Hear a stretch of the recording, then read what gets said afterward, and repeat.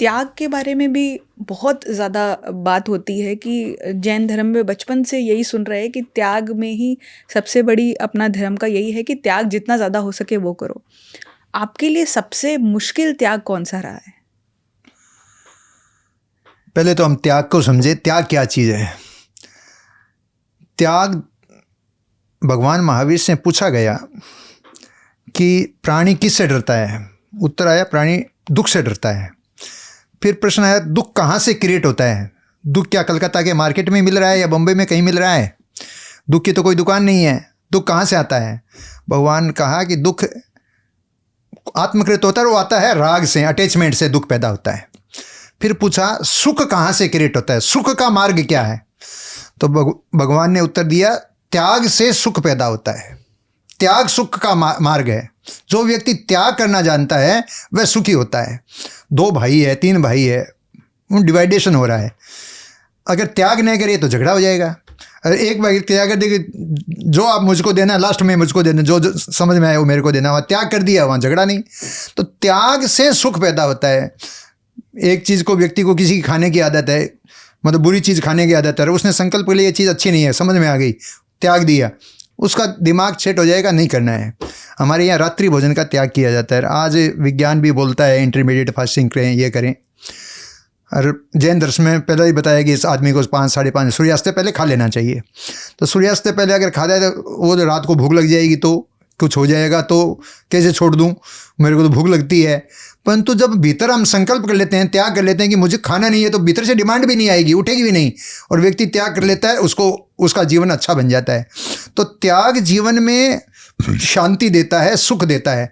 ये बात हर किसी को समझ में नहीं आती। हर किसी को लगता है त्याग करना तो बड़ा मुश्किल काम है, मैं नहीं छोड़ सकता। तो ये हमारा विवेक चेतना यही है कि जो चीज़ मुझको समझ में आ गई कि ये चीज़ गलत है, इसको मुझे त्याग देना चाहिए, तो वह त्याग व्यक्ति को सुख देता है। अब आपने प्रश्न किया दूसरा कि आपके जीवन में त्याग का क्या महत्व, कौन सा स्टेज पर आपको त्याग सबसे मुश्किल था।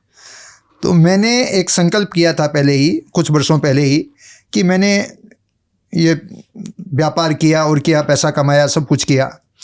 तो अब मन में मेमोरी थी कि मैं करता ही चला जाऊंगा। क्या बेटे जब काम करने लग गए और मैं अब इनमें इन्वॉल्वमेंट रहूँगा, मैं यहाँ से छोड़ूंगा नहीं, तो ये आसक्ति छोड़ने नहीं देती। वह लगे थे मैं इनका सहयोग करूँ। घर वालों ने कहा आप छोड़ दोगे तो इन बेटे का सहयोग कौन करेगा, आपको तो करना चाहिए, घर में क्यों बैठना चाहिए। पर मैंने एक निर्णय ले लिया कि मैं अपनी इस उम्र के बाद में, इस पड़ाव के बाद में, मैं इन सब से हटके अपने जीवन को अध्यात्म की तरफ मोड़ दूंगा। तो मैंने व्यापार से, परिवार से और सामाजिक संबंधों से मैंने निवृत्ति लेने का निर्णय ले लिया कि मुझे इन सब से निवृत्त होना है, मुझे अपनी आत्मा का काम करना है। तो मैंने उस निर्णय को लागू कर दिया, क्रियान्वित कर दिया कि अब मैं नहीं करूँगा। परिवार वालों को पहले से प्रिपेयर कर दिया और लास्ट में मैंने छोड़ दिया। अब सारे व्यवस्थाएं अब इतने दिन से चल रहा है, व्यवस्थाएं भी ठीक हो गई, सारा लेन देन, व्यापारी परिवारों को कोई असुविधा नहीं हुई। और मैं भी बहुत सुख की अनुभूति करता हूँ कि कोई टेंशन नहीं है, न तनाव नहीं, कमाने की चिंता नहीं, न खर्च करने की चिंता, न उसको करने की। अब केवल एक ही चिंता है कि आत्मा में पवित्र भावों से अपने आप को कैसे भावित रखूं। संसार में जो स्थितियां देखते हैं वो तो रागात्मक है, वहाँ तो राग से व्यापार चल रहा है। हमको जो रास्ता पकड़ना है वो विराग का है कि संसार से विरक्त रहना है। तो विरक्ति में जो सुख है, जो शांति है, वो अलग है, वह प्रसन्नता अलग देती है। तो वह त्याग से सुख मिलेगा। आप त्याग से घबराए नहीं। हमारे यहाँ छोटे छोटे त्याग करने सिखाए, ये मत खाओ, ये मत खाओ। ये तो शुरुआत है, मूल है। मुझे गुस्सा नहीं करना है, मुझे गलत रास्ते पे नहीं जाना है, मुझे काम वासना में नहीं जाना है, मुझे किसी से घृणा नहीं करना है। जो हमारे अंदर की भीतर की विकृतियाँ हैं उनको हम धीरे धीरे छोड़ने का प्रयास करें। मैं गुस्सा नहीं करूँगा। मान लो आज मेरा गुस्सा आ गया तो दूसरे दिन दंड दो अपने को कि आज गुस्सा आ गया तो या तो नमक नहीं खाऊंगा, या चीनी नहीं खाऊंगा, या कुछ न कुछ ऐसी चीज़ छोड़ूंगा, फिर ये वस्तु छोड़ूंगा, ताकि पता लगे कि मुझे प्रायश्चित मैंने किया है। तो धीरे धीरे गुस्सा भी आपका धीरे धीरे कम हो जाएगा। ईगो प्रॉब्लम है भीतर और कोई प्रॉब्लम है, या हमारे अंदर की जो प्रॉब्लम है उनको हमें छोड़ना है। अनंत जन्मों के कुसंस्कार हमारे भीतर हैं, उन संस्कारों को बाहर निकालने के लिए त्याग सर्वश्रेष्ठ माध्यम है और उस माध्यम को हमें अपने पर प्रयोग करना चाहिए।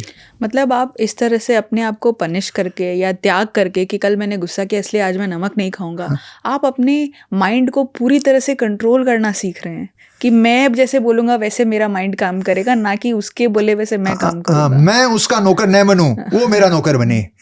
मेरा मस्तिष्क मेरा नौकर बने, मैं उसका नौकर नहीं बनूं, मैं उसमें संचालक बनूं। हम वास्तव में संचालक हैं। भगवान महावीर ने कहा शरीर माहू नावत्ती जीवो उच्चई नावियो। शरीर को आप एक साधन माने, गाड़ी मान लें, और आप खुद ड्राइवर हैं। आपको सेट करना है गाड़ी कहाँ चलानी है। तो ये सेट मुझे करना है कि मुझे अपने जीवन को कहाँ ले जाना है। तो अपने जीवन के प्रति मैं आपसे ये जितनी बातचीत चल रही है, एक सुझाव मैं आपके लिए और सबके लिए देना चाहता हूँ कि व्यक्ति को अपने जीवन के बारे में सोचना चाहिए कि मुझे अपने जीवन को कहाँ ले जाना है। जीवन की सोच होना चाहिए कि जीवन का लक्ष्य एम क्या हो। 4 तरह के एम होते हैं। पहला लक्ष्य है तत्कालिक, अभी तत्कालिक में हम आपस में बातचीत कर रहे हैं। दूसरा लक्ष्य है शॉर्ट टर्म, व्यक्ति 15 दिन में, महीना में, 2 महीने में, 5 महीने में क्या करेगा, वह व्यक्ति के दिमाग में क्लियर रहता है कि मुझे ये करना है। एक होता है लॉन्ग टर्म, 5-10 साल में मुझे क्या करना है, वो भी व्यक्ति की प्लानिंग होती है। परंतु ये जो श्रेष्ठ जीवन मुझे मिला है, इस जीवन से मुझे क्या प्राप्त करना है, ये व्यक्ति की सोच नहीं बनती। 2-5% व्यक्ति ही इस बारे में सोचते हैं। 95% व्यक्ति इस बारे में कोई सोच नहीं रखते कि मुझे इस जीवन से क्या प्राप्त करना है। ये श्रेष्ठ जीवन मुझे मिला है तो उससे मुझे पाना क्या है। तो हमें अपने जीवन का गोल पहले ही डिसाइड करना चाहिए कि मुझे इस जीवन से क्या पाना है। तो वह अगर हमारा क्लियर रहेगा तो हमारा जीवन बहुत आनंद से, सुख से, शांति से बीतेगा और हम एक स्टेप बाय स्टेप अपने जीवन को ऊपर उठा पाएंगे। तो हमें जीवन की सोच ज़रूर बनानी चाहिए।